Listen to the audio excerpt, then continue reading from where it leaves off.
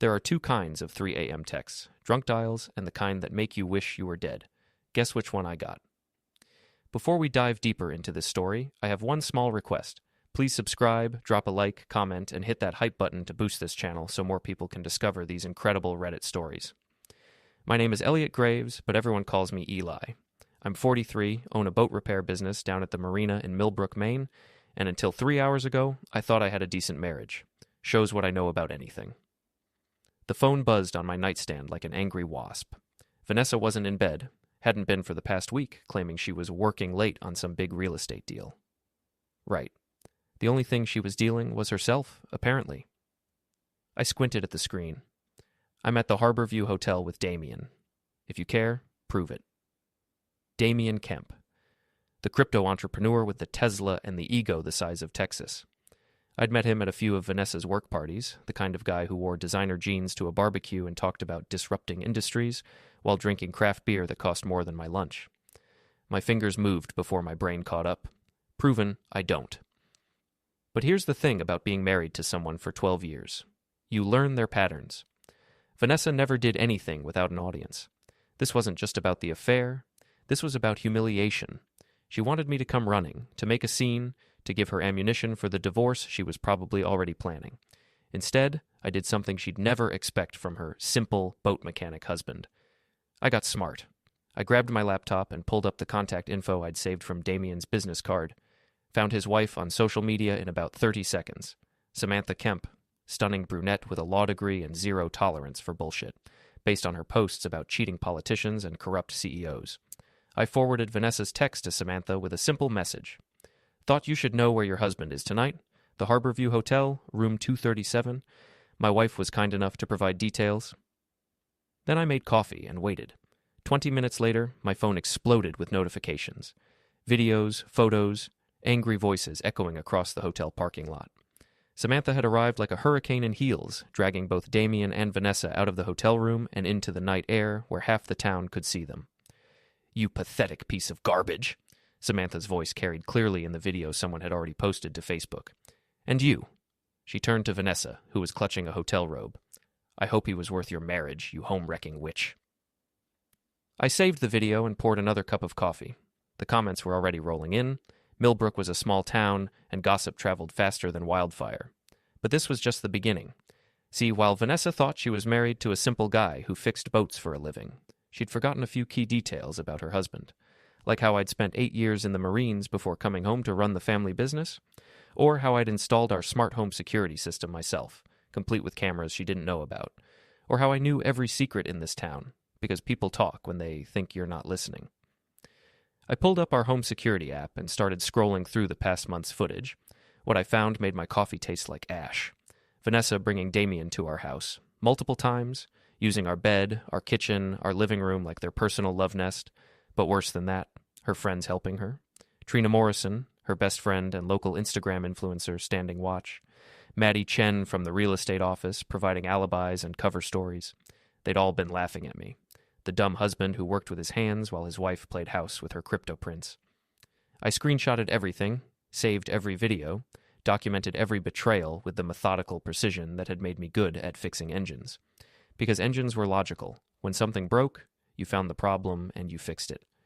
My marriage was broken. But unlike an engine, I wasn't planning to fix it. I was planning to scrap it entirely.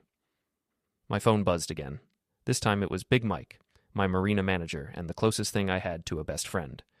Mike was 6'4", 300 pounds of muscle and loyalty, with hands like ham hocks and a heart bigger than his appetite.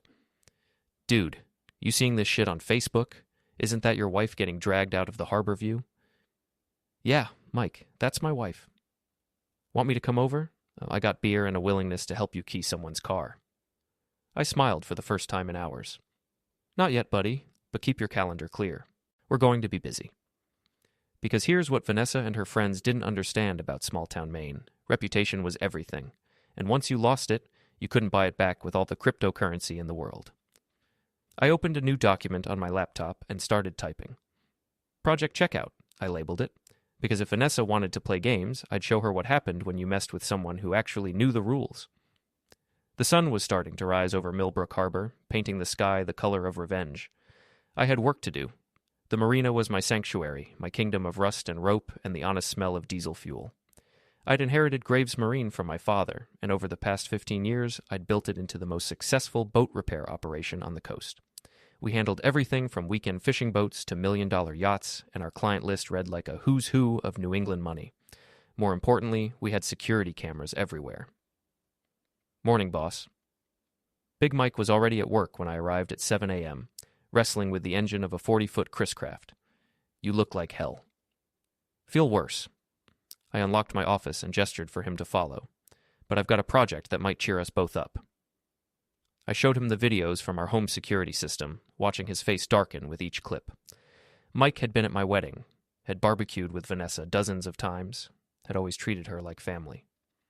That lying, cheating... He caught himself, glancing at me. Sorry, boss. I know she's still your wife. Not for long. I pulled up our marina security system on the big monitor. But before we get to the divorce, I want to understand exactly what we're dealing with. Help me go through the past month of footage. Look for anything unusual. What we found was a masterclass in deception. Trina Morrison, coming to the marina 3 weeks ago, asking detailed questions about my schedule under the guise of planning a surprise party for Vanessa. Maddie from the real estate office, stopping by to chat about boat insurance while taking photos of our security setup with her phone. Even Vanessa herself, asking seemingly innocent questions about when I worked late, when I'd be out on service calls. They'd been planning this for months. These bitches really thought they were smarter than you, Mike said, cracking his knuckles. What's the play? Before I could answer, my phone rang. Mrs. Larkin from next door, the 70-year-old widow who knew everyone's business and wasn't shy about sharing it. Eli, dear, I saw the most interesting thing on Facebook this morning. Wasn't that your Vanessa at the hotel? It was, Mrs. Larkin. Well, I hope you know I've been keeping track of her comings and goings. A woman my age doesn't sleep much, and I see everything from my kitchen window. Would you like me to bring over my notebook? God bless nosy neighbors. An hour later, Mrs. Larkin sat in my office with a composition notebook that would make the FBI jealous. Dates, times, license plates, descriptions of clothing. She'd documented every single one of Vanessa's affairs with scientific precision. She's been sneaking out for 3 months, dear. Always between midnight and 2 a.m. And that flashy Tesla has been parked at the marina boat launch twice. I assume they were using it as a meeting spot. Mike and I exchanged glances. The boat launch had cameras. Sure enough, buried in our archived footage, we found Vanessa and Damien using the public boat launch like their personal makeout spot, complete with champagne and what looked like cocaine. That's drug use on public property, Mike observed. And wasn't Damien bragging at the Chamber of Commerce meeting about his federal contracts? He was right. Damien's crypto company had landed several government contracts in the past year. Drug use could kill those deals instantly. But I wasn't interested in destroying lives. I was interested in destroying reputations. There's a difference. My phone buzzed with a text from an unknown number. This is Maddie from the real estate office. I think we should talk. Interesting. I met Maddie at Murphy's Bar, a dive on the edge of town where the lighting was dim and the gossip flowed freely. She looked nervous, fidgeting with her drink and glancing around like she expected Vanessa to materialize from thin air. I want you to know I never wanted to hurt you, she started. Vanessa said you two were already separated, that you knew about Damien. Did she now? She's been telling everyone you're abusive, that you threatened her, that she's afraid to come home. Maddie's voice dropped to a whisper. But I've seen the bruises on her arms, Eli. They're not from you. My blood went cold. What do you mean? Damien gets rough when he drinks. Vanessa's been covering it up, but Trina and I have seen the marks. We told her to leave him, but she said she was in too deep, that he had something on her. This changed everything. I'd been planning a campaign of public humiliation, but if Damien was hurting Vanessa, this became something else entirely. What does he have on her? Maddie pulled out her phone and showed me a video. Vanessa, clearly intoxicated, signing documents at Damien's apartment. He recorded her signing fake loan applications using client information from the real estate office. If this comes out, she'll go to prison for fraud. I stared at the screen, my mind racing. Vanessa wasn't just cheating, she was being blackmailed into it. And Damien wasn't just an arrogant crypto bro, he was a predator. Why are you telling me this? Because whatever Vanessa did to your marriage, she doesn't deserve what he's doing to her. And because... She hesitated. Because I think you're the only person in this town who can stop him. I bought Maddie another drink and listened to the whole story. how Damien had targeted Vanessa specifically because of her access to wealthy clients' financial information, how he'd seduced her, recorded their encounters, then used the videos and forged documents to control her, how Trina and Maddie had tried to help her escape, only to be threatened themselves. "He's got dirt on half the women in town," Maddie whispered. "The yoga instructor, the bank manager, even the mayor's wife. He calls it his insurance policy." By the time I left Murphy's bar, I had a new understanding of the situation. This wasn't about my marriage anymore. This was about protecting my town from a predator who thought he was untouchable. But Damien had made one crucial mistake. He'd assumed that because I fixed boats for a living, I was just another small-town rube he could manipulate. He was about to learn why that was a bad assumption. I called Mike from the parking lot. "Change of plans, buddy. We're not just getting revenge. We're going to war." The 4th of July festival in Millbrook was sacred tradition. Lobster rolls, craft beer, and enough small-town drama to fuel gossip for months. This year, I planned to give the town something really worth talking about. But first, I had a Tesla to relocate. Mike and I found Damien's pride and joy parked at the Harborview Hotel at 6 a.m., gleaming white and probably worth more than most people's houses. The hotel parking lot was empty, except for a few service vehicles and the lingering smell of last night's humiliation. "Remind me why we're not just slashing his tires?" Mike asked, hooking the tow chains to the Tesla's frame. "Because slashing tires is vandalism. Towing an illegally parked vehicle is community service." I pointed to the clearly marked guest parking sign. "Hotel policy says vehicles left more than 24 hours get towed. Damien checked out yesterday morning, but his car's still here." "And the dead fish?" I grinned. "The fish are a gift." We'd stopped by the marina's bait shop and collected 3 days' worth of expired mackerel, squid, and something that might have been a small shark. The smell was indescribable, like low tide mixed with regret and bad life choices. Mike towed the Tesla to our marina while I followed in my truck. We positioned it perfectly between two lifted boats, making it impossible to access without moving $500,000 worth of marine equipment. Then we opened every window and vent we could find and distributed our aromatic gifts throughout the interior. "Think he'll call the cops?" Mike asked, admiring our handiwork. "I'm counting on it." My phone rang right on schedule. Detective Pete Kowalski, my old drinking buddy, and the closest thing Millbrook had to serious law enforcement. "Eli, I got a very angry crypto millionaire demanding I arrest you for grand theft auto. Please tell me you didn't actually steal his car." "Pete, I'm hurt. You know I'm a law-abiding citizen. I simply had an illegally parked vehicle towed from the hotel property. The manager signed off on it himself." There was a long pause. "And the fish?" "What fish?" "The fish that are apparently making his car smell like a morgue in August." "Oh, those fish. Well, Pete, you know how seagulls are around the marina. They must have gotten into his car somehow. Nature's unpredictable." Pete's laughter was audible through the phone. "You beautiful bastard. He's threatening to sue everyone from you to the mayor. I told him he'd need to file a complaint with the harbor master about the seagulls." "You're a good friend, Pete." "I'm a friend who's tired of rich assholes thinking they can treat this town like their personal playground. But Eli, be careful. This guy's got connections, and he's pissed." I was counting on that, too. The festival was in full swing by noon, Main Street blocked off for vendors and families enjoying the sunshine. I'd volunteered to help with the parade setup, which gave me access to the sound system and the perfect excuse to be near the floats. Damien showed up around 1 p.m., still wearing yesterday's clothes and reeking of fish despite what must have been multiple showers. He found me at the marina booth, selling raffle tickets for a sunset cruise. "You son of a bitch," he screamed, loud enough to stop conversations 3 booths away. "You stole my car." I looked up from my ticket book with practiced innocence. "I'm sorry. Do we know each other?" "Don't play dumb with me. I know you had my Tesla towed." "Oh, you're the gentleman with the parking violation." "Yeah, the hotel asked us to remove your vehicle. It's at the marina if you'd like to retrieve it." I smiled pleasantly. "Though you might want to bring some air freshener."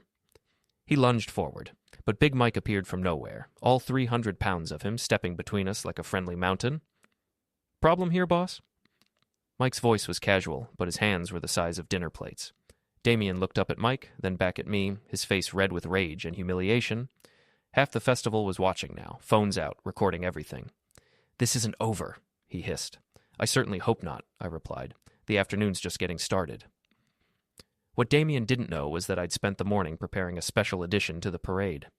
The local high school's float was dedicated to community heroes, and I'd volunteered to provide the sound system. I'd also made a small addition to their playlist. The parade started at 2 p.m., winding through downtown Millbrook with the usual suspects: the fire department, local businesses, politicians waving from convertibles. The high school float was near the end, decorated with red, white, and blue bunting and a banner celebrating local achievements. As it passed Murphy's bar, where Damien was drinking away his fishy car problems, I activated my special addition to the sound system. "Oh, Damien, you're so much more sophisticated than my husband," Vanessa's voice echoed from the speakers, clear as a church bell. "He just fixes boats all day while you're building the future." The float continued down Main Street, but the audio kept playing. Damien's voice joined Vanessa's. "Your husband's a loser, baby. After we're together, you'll never have to pretend to care about his boring little life again." The crowd fell silent, then erupted in whispers and gasps. Every phone in sight was recording. Damien burst from the bar, running after the float like a man possessed, but Mike and I had positioned ourselves strategically to block his path. "Excuse me," I said politely as he tried to push past. "Parade's in progress. Safety regulations." By the time the float reached the end of Main Street, half of Millbrook had heard Vanessa and Damien's private conversation, complete with unflattering commentary about me, the town, and their plans to cash out and move somewhere with culture. Damien was screaming at anyone who'd listen, claiming the recording was fake, that I'd somehow doctored their voices. But the damage was done. In a town where reputation was everything, he'd just been exposed as the kind of outsider who looked down on the locals while sleeping with their wives. My phone buzzed with texts from neighbors, customers, even people I hadn't talked to in years. The consensus was clear. Damien Kemp had worn out his welcome in Millbrook, but I wasn't done yet. The festival ran until midnight, and I had plans for the evening entertainment. As the sun set over Millbrook Harbor, painting the sky orange and pink, I stood at my marina booth watching Damien try to extract his Tesla from between the boats. He'd brought help, 2 guys in suits who looked like they'd never seen a fishing rod, let alone operated a boat lift. "Having trouble?" I called out cheerfully. He turned, his face twisted with rage and the lingering smell of mackerel. "You think you're so smart, don't you? You think this is over?" "I think," I said, pulling out my phone and opening the camera app, "that you're trespassing on private property and threatening a local business owner in front of witnesses. Say cheese." The flash lit up his furious face, and I posted the photo to Facebook with the caption, "Some people just don't understand small-town hospitality."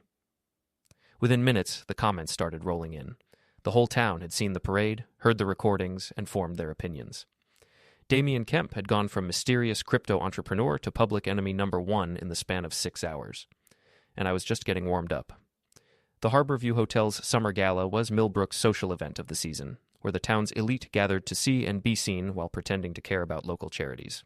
Vanessa had been planning to attend for months. It was supposed to be her night to shine, accepting an award for Realtor of the Year, and cementing her status as the town's premier property queen. She still planned to attend, apparently. Even after the parade incident, even after her affair had become public knowledge, Vanessa was determined to brazen it out. I had to admire her commitment to delusion. I, on the other hand, had not been planning to attend. Formal events weren't my scene, and I'd already declined the invitation weeks ago. But circumstances change, and I'd recently acquired a date who shared my interest in seeing justice served. Samantha Kemp looked stunning in a black cocktail dress that probably cost more than my truck, but her smile was pure predator. We'd been planning this evening for 3 days, ever since she'd called me with an interesting proposition. "I want to destroy him," she'd said simply. "Not just divorce him, destroy him. And I think you're the man to help me do it." Turned out Samantha was a forensic accountant with a specialty in white-collar crime, and she'd been investigating her husband's business practices for months. What she'd found would make the IRS weep with joy: tax evasion, securities fraud, and a Ponzi scheme masquerading as a crypto investment fund. "I've been gathering evidence for the divorce," she'd explained, "but after what he did to your wife and those other women, I want him to face criminal charges, too." The plan was elegant in its simplicity. Samantha would confront Damien at the gala with divorce papers and evidence of his crimes. I would handle Vanessa and her social circle, and Detective Pete, working security for the event, would be standing by to make sure everything stayed legal.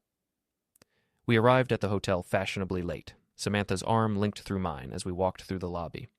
The ballroom was packed with Millbrook's finest, politicians, business owners, and social climbers all dressed in their expensive best. Vanessa was holding court near the bar, surrounded by her remaining allies and acting like nothing had happened. She'd managed to salvage some of her social circle, playing the victim card and claiming I'd lost my mind with jealousy.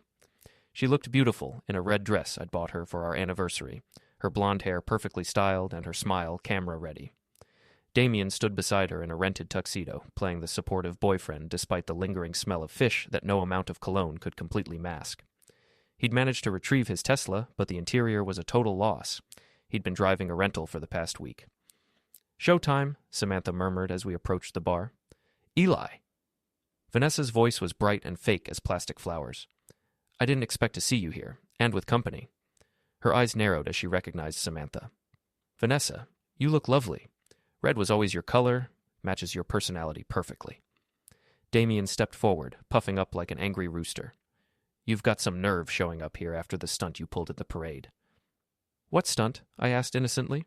"I volunteered to help with the sound system. Community service is important, don't you think?" "You humiliated us in front of the entire town." "I think you managed that all by yourselves. I just provided the soundtrack."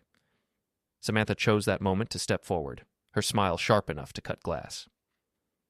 "Hello, darling," she said to Damien. "Enjoying your evening?" The color drained from his face. "Sam, what are you doing here?" "I'm here to give you something." She reached into her purse and pulled out a thick envelope.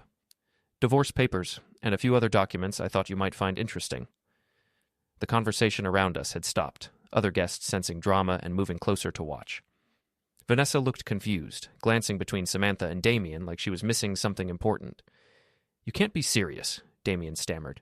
"We can work this out. It was just a mistake." "The mistake," Samantha said loudly enough for everyone to hear, "was trusting you with my family's money while you built your little Ponzi scheme. Did you really think I wouldn't figure out where the investment funds were really going?" Now Vanessa looked terrified. "What is she talking about, Damien?" "She's lying," he said desperately. "She's just angry about you stealing $2 million from your investors, about the fake cryptocurrency you've been selling, about the federal investigation that's about to destroy your pathetic excuse for a business." Samantha's voice carried across the ballroom, and I could see phones coming out, recording everything. "Federal investigation?" Vanessa's voice was barely a whisper. Samantha turned to her with mock sympathy. "Oh, honey, you didn't know? Your boyfriend's been using his crypto company to launder money and defraud investors. The FBI raided his office yesterday morning. I'm surprised he didn't mention it." The lie was beautiful in its audacity. There was no FBI investigation yet, but there would be once Samantha turned over her evidence to the authorities. And Damien's guilty reaction was all the confirmation the crowd needed. "You're insane," Damien shouted, but his voice cracked with panic. "This is all lies." "Then you won't mind if I share the evidence with everyone here," Samantha said, pulling out her phone. "I've got bank records, forged documents, recorded phone calls." Damien lunged for her phone, but I stepped between them, catching his wrist in a grip I'd learned in the Marines. "I wouldn't do that if I were you," I said quietly. "Assault in front of this many witnesses would be a really bad idea." Detective Pete appeared at my shoulder, his hand resting casually on his radio. "Everything okay here, folks?" "Just fine, Pete," I said, releasing Damien's wrist. "Mr. Kemp was just leaving." But Damien wasn't done. Desperation made him stupid, and he turned on Vanessa with vicious fury. "You want to know the truth?" he screamed. "Your precious wife has been helping me access her client's financial information for months. She's been forging loan applications, stealing social security numbers, committing identity theft. She's as guilty as I am." The ballroom went dead silent. Vanessa's face went white, then green, then she turned and ran for the bathroom. Half the women in the room followed her, smelling blood in the water. Damien realized too late what he'd done. He'd just confessed to multiple felonies in front of 50 witnesses and at least a dozen recording phones. He looked around the room like a trapped animal, then bolted for the exit. He didn't make it far. Pete's radio crackled to life, and within minutes, 2 more officers had arrived to escort Damien downtown for questioning. Turns out Samantha had already filed her evidence with the state police, and they'd been waiting for an excuse to pick him up. As the handcuffs clicked around Damien's wrists, he screamed threats and accusations at everyone in sight. But the damage was done, to his reputation, his business, and his freedom. I found Vanessa in the ladies' room 20 minutes later, surrounded by women who'd gone from friends to vultures in the span of an evening. She looked broken, her perfect makeup streaked with tears, her red dress wrinkled and stained. "Eli," she whispered when she saw me. "I can explain." "No need," I said gently. "I heard everything, and so did everyone else." "I never meant for it to go this far. He said it was just paperwork, that no one would get hurt." "But people did get hurt, Vanessa. Our neighbors, our friends, people who trusted you with their most private information. I handed her a tissue from the dispenser. "And you hurt me, not just with the affair, but with the lies, the manipulation, the complete disrespect for everything we built together." She sobbed harder, and for a moment, I almost felt sorry for her. Almost. "What happens now?" she asked. "Now you call a lawyer, a good one, because when the FBI finishes with Damien, they're going to come looking for his accomplices." I turned to leave, then stopped. "Oh, and Vanessa, you might want to find somewhere else to stay tonight." I changed the locks. I walked out of the ladies' room, through the ballroom where the gossip was flowing like wine, and into the cool night air where Samantha was waiting by the valet stand. "Feel better?" she asked. "Getting there," I said. "How about you?" "Much better. Justice is a beautiful thing." She smiled and handed me an envelope. "Speaking of which, this is for you." Inside was a check for $50,000. "What's this for?" "Finder's fee. My lawyers tell me I'll recover most of my money from Damien's assets, plus damages. Consider it a thank you for helping me nail that bastard." I stared at the check, then at Samantha's satisfied smile. "You know, I think I'm going to like being divorced." "Trust me," she said. "It's the best decision you'll ever make." 3 weeks after the gala, Millbrook settled into a new normal. Damien faced federal charges, locked up for a decade. Vanessa fled town, leaving debt, lawsuits, and a ruined reputation. Her real estate license was revoked, assets frozen. The gossip mill moved on. I should have been satisfied. Justice served, enemies defeated. But Trina Morrison remained, still influencing, claiming she'd been deceived. Her followers forgave her, and she peddled yoga and smoothies like nothing happened. That gnawed at me. My phone rang. Jax, my hacker cousin, said, "Eli, I found something." At his warehouse, surrounded by monitors, he showed me screenshots of private messages between Vanessa and Trina.